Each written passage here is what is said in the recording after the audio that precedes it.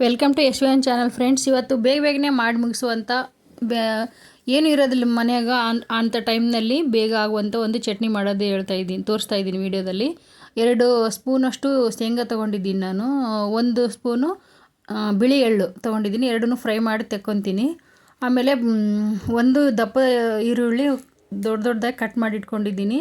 1 tea spoon ಎಣ್ಣೆ ಹಾಕ್ಕೊಂಬಿಟ್ಟು ಈರುಳ್ಳಿನ ಹಾಕ್ಕೊತೀನಿ ಉರಿಯೋದಕ್ಕೆ. ನೋಡಿ, ಸ್ವಲ್ಪ ಬಿಸಿಯಾಗಿದೆ ಎಣ್ಣೆ. ಇವಾಗ ಈರುಳ್ಳಿ ಹಾಕ್ಕೊತಾ ಇದ್ದೀನಿ.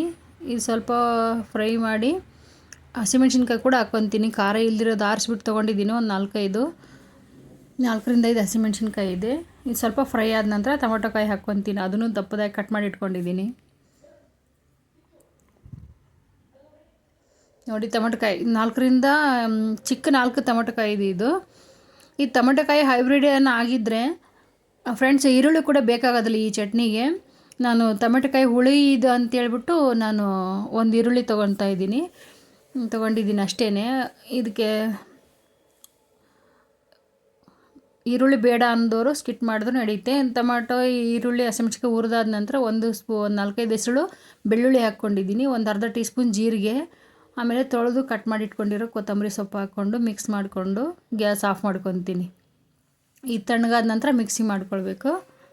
ಅಷ್ಟರಲ್ಲಿ ಹುರಿದಿಟ್ಕೊಂಡಿರುವಂಥ ಶೇಂಗಾ ಬೀಜ ಆಮೇಲೆ ಎಳ್ಳನ್ನು ಮಿಕ್ಸಿ ಮಾಡ್ಕೊತೀನಿ, ಪೌಡ್ರ್ ಮಾಡ್ಕೊತೀನಿ. ಆಮೇಲೆ ಇದು ಹಾಕ್ಕೊಂಡು ಮಿಕ್ಸ್ ಮಾಡ್ಕೊಳ್ಳೋದು. ನೋಡಿ, ಇದನ್ನು ಹುರಿದಿಟ್ಕೊಂಡಿರೋ ಶೇಂಗಾ ಬೀಜ, ಇದಕ್ಕೆ ಉಪ್ಪು ಬೇಕಾಗುವಷ್ಟು 1 ಟೀ ಸ್ಪೂನಷ್ಟು ಬೆಲ್ಲ ಹಾಕ್ಕೊಂಡಿದ್ದೀನಿ. ಟೊಮೊಟೊ ಕಾಯಿ ಹುಳಿ ಇರುತ್ತಲ್ವ, ಅದಕ್ಕೋಸ್ಕರ ಬೆಲ್ಲ ಸೇರಿಸಿದ್ರೆ ಟೇಸ್ಟ್ ಚೆನ್ನಾಗಿ ಬರುತ್ತೆ.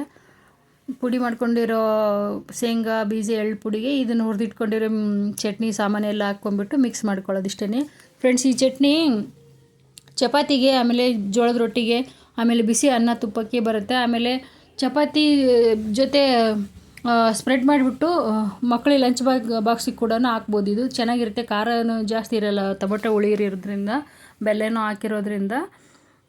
ಫ್ರೆಂಡ್ಸ್, ಮಾಡಿ ನೋಡಿ, ಚೆನ್ನಾಗಿದ್ದರೆ ಕಮೆಂಟ್ ಮೂಲಕ ತಿಳಿಸಿ friends.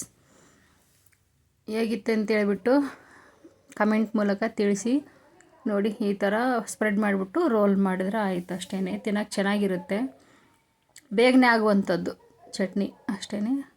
Thank you for watching friends. Bye.